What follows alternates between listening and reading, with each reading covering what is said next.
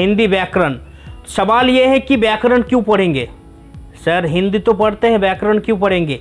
तो व्याकरण पढ़ने का रीजन और वजह यही है कि हर एक चीज़ का एक रूल्स होते हैं, रेगुलेशन होती है, नियम होती है कि नहीं?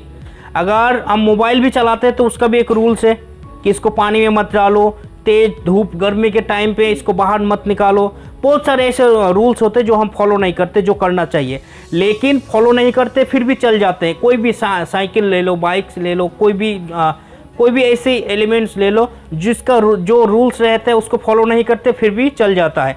लेकिन पढ़ाई एक ऐसी चीज़ है, ऐसी वस्तु है, ऐसी एक माध्यम है कि इसका पूरा रूल्स हमको फॉलो करना होता है। अगर हम नियम का पालन नहीं करते हैं तो पढ़ाई नहीं होती है। तो व्याकरण क्यों पढ़ेंगे, सवाल यही ना कि व्याकरण क्यों पढ़ेंगे,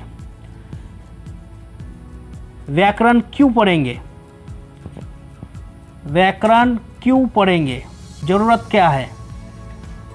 तो व्याकरण पढ़ने का ज़रूरत यही है कि इसमें नियम भरा हुआ रहता है। किसका? जो भाषा पढ़ते हैं हम, उसी भाषा का नियम भरा हुआ रहता है व्याकरण के अंदर, जो हमें ये सिखाती है कि हमको कैसे पढ़ना है, कैसे प्रोनाउंसिएशन करना है, कौन सी जगह पे कौन से वर्ड का, कौन सी शब्द का इस्तेमाल करना है, ये हमको प्योर तरीके से सिखाते हैं व्याकरण। तो व्याकरण हम क्यों पढ़ेंगे या फिर व्याकरण किसे कहते हैं? इसका जवाब ये है, व्याकरण हमें भाषा को सही इस्तेमाल करना सिखाती है। सिर्फ हिंदी व्याकरण नहीं, कोई भी भाषा हम जब पढ़ते हैं, कोई भी भाषा, चाहे वो अंग्रेजी हो, दूसरी कोई लैंग्वेज हो, या फिर हिंदी हो, फारसी हो, उर्दू हो, संस्कृत हो, बंगाली हो, या फिर अदर्स कोई भी लैंग्वेज क्यों ना हो, उस लैंग्वेज को, उस भाषा को सही ढंग से समझने के लिए हम व्याकरण पढ़ते हैं। तो इसका जवाब हो गया ये। और नेक्स्ट सवाल है कि व्याकरण किसे कहते हैं, व्याकरण किसे कहते हैं, ये व्याकरण किसे कहते हैं? बच्चों के अंदर ये बहुत एक क्यूरियोसिटी वाला सवाल है, मतलब कौतूहलिक, क्यों, किसे कहते हैं, व्याकरण किसे कहते हैं? ठीक है, इसका जवाब ये है कि व्याकरण उस शास्त्र को कहते हैं, व्याकरण उस शास्त्र को कहते हैं, शास्त्र को कहते हैं जिसे पढ़ने से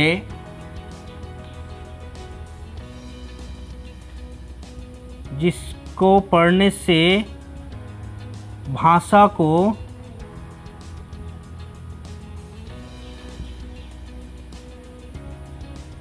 सही तरीके से समझ पाते हैं।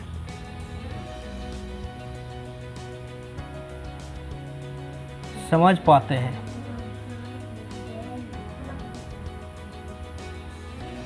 इसका डेफिनेशन ये है कि व्याकरण उस शास्त्र को कहते हैं जिसको पढ़ने से भाषा की सही इस्तेमाल करना जानते हैं, भाषा को सही ढंग से पढ़ने जानते हैं, भाषा को समझने में, दूसरों को समझाने में, खुद को पढ़ने में, दूसरों को पढ़ाने में, ये हमको नियम सिखाती है व्याकरण। यानी व्याकरण को से हमें ये फ़ायदा मिलता है कि हम किसी भी भाषा को सही ढंग से समझ सकते हैं, दूसरों को समझा सकते हैं, खुद पढ़ सकते हैं, दूसरों को पढ़ा सकते हैं। तो हम हिंदी पढ़ते हैं इसलिए हिंदी व्याकरण पढ़ेंगे, जो अंग्रेजी पढ़ता है वो अंग्रेजी व्याकरण पढ़ेंगे, जब हम दूसरी कोई भाषा पढ़ेंगे तब उस भाषा की व्याकरण पढ़ेंगे। तो अब ये डाउट क्लियर हो गया कि व्याकरण क्यों पढ़ेंगे और व्याकरण किसे कहते हैं। मैं फिर दोहरा देता हूँ कि व्याकरण क्यों पढ़ेंगे, कि भाषा को सही तरीके से समझने के लिए, भाषा को सही ढंग से बोलने के लिए, भाषा को दूसरों को सही ढंग से समझाने के लिए व्याकरण का ज़रूरत पड़ते हैं। जो व्याकरण हम पढ़ते हैं क्योंकि व्याकरण में भाषा की नियम होती है। तो व्याकरण किसे कहते हैं? व्याकरण उस शास्त्र को कहते हैं जिसको पढ़ने से भाषा को सही से समझने में मदद मिलती है, दूसरों को समझाने में मदद मिलती है और भाषा की सही रूप हम तक पहुंचती है। उस शास्त्र को कहते हैं व्याकरण। ठीक है ना। वर्ण किसे कहते हैं? वर्ण किसे कहते हैं? वर्ण किसे कहते हैं? क्योंकि भाषा को पढ़ने के लिए सबसे पहले हमको वर्ण जानना होगा। ठीक है ना जी, यानी लेटर्स, वर्ण जानना होगा, लेटर्स। वर्ण। उसके बाद हम इस्तेमाल करना पाएंगे, उसके बाद ही तो हम इस्तेमाल कर पाएंगे, भाषा को पढ़ पाएंगे। क्योंकि भाषा को पढ़ने के लिए, भाषा को जानने के लिए, भाषा को समझने के लिए पढ़ना होगा, और पढ़ने के लिए हमको सबसे पहले वर्ण चाहिए। वर्ण, वर्ण के बिना हम भाषा को नहीं पढ़ पाएंगे। तो वर्ण किसे कहते हैं? वर्ण इसे कहते हैं कि भाषा की सबसे छोटी ध्वनि, भाषा की सबसे छोटी ध्वनि, भाषा की सबसे छोटी ध्वनि, सबसे छोटी ध्वनि जिसका कोई खंड या टुकड़ा नहीं हो सकता, जिसका कोई खंड या टुकड़ा, खंड या टुकड़ा नहीं हो सकता, नहीं हो सकता, उसको कहते हैं भाषा, उसको कहते हैं वर्ण। नहीं हो सकता, उसे कहते हैं वर्ण, उसे कहते हैं वर्ण।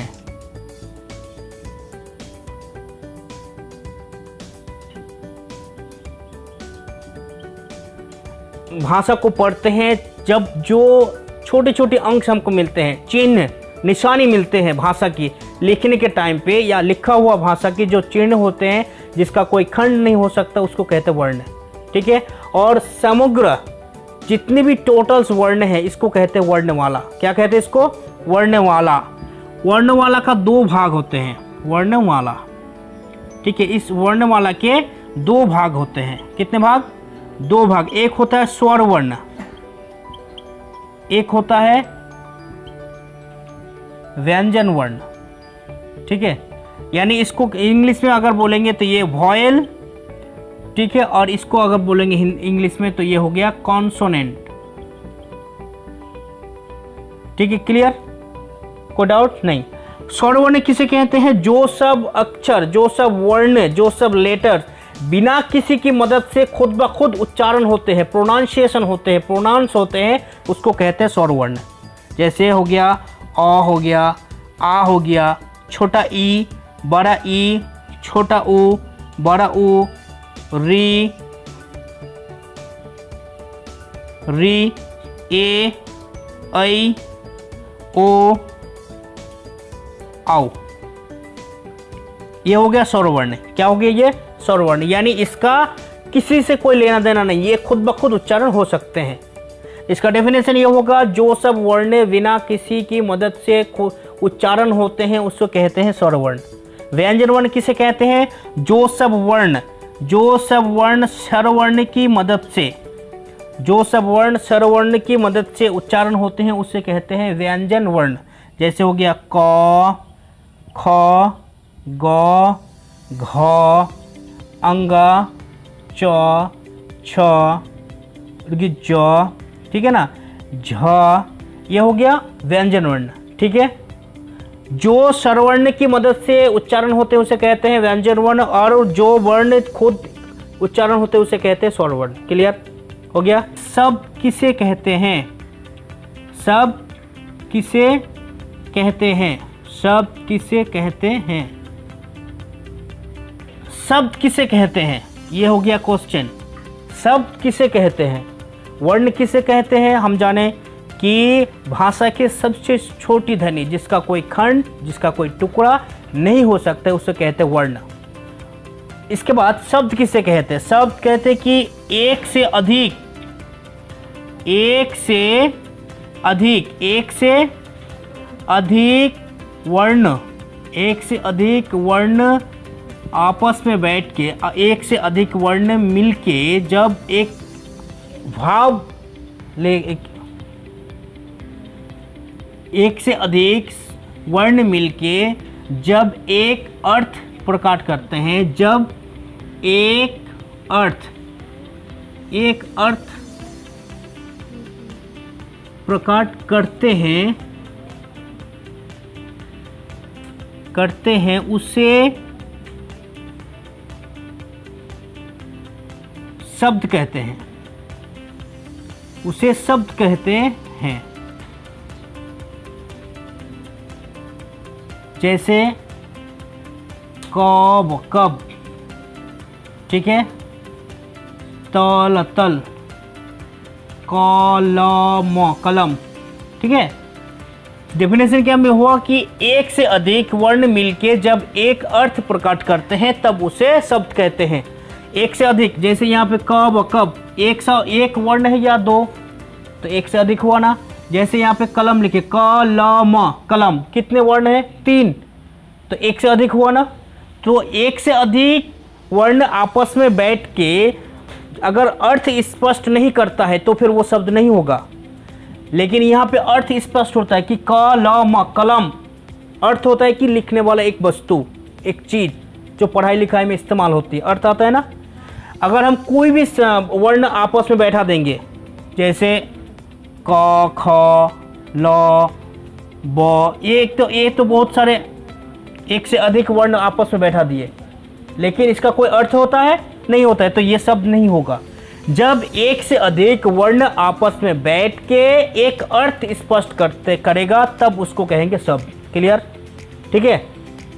अब बारी आता है कि वाक्य किसे कहते हैं, क्योंकि वर्ण से शब्द बनते हैं, शब्द से वाक्य बनते हैं, शब्द से वाक्य बनते हैं। तो वाक्य किसे कहते हैं?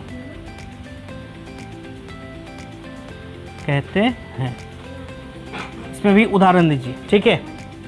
तो एक से अधिक, जैसे यहाँ पे एक से अधिक वर्ण को बैठा है, यहाँ पे एक से अधिक शब्द को बैठाएंगे। एक से अधिक शब्द, एक से अधिक शब्द आपस में, जब एक से अधिक शब्द मिलके एक अर्थ, संपूर्ण मन की भाव मिलके संपूर्ण मन के भाव को, संपूर्ण मन के भाव को प्रकट करता है, उसे एक से अधिक शब्द मिलके जब एक संपूर्ण मन के भाव को प्रकट करते हैं तब उसे वाक्य कहते हैं। एग्जाम्पल के दौरान, मैं एक विद्यार्थी हूँ,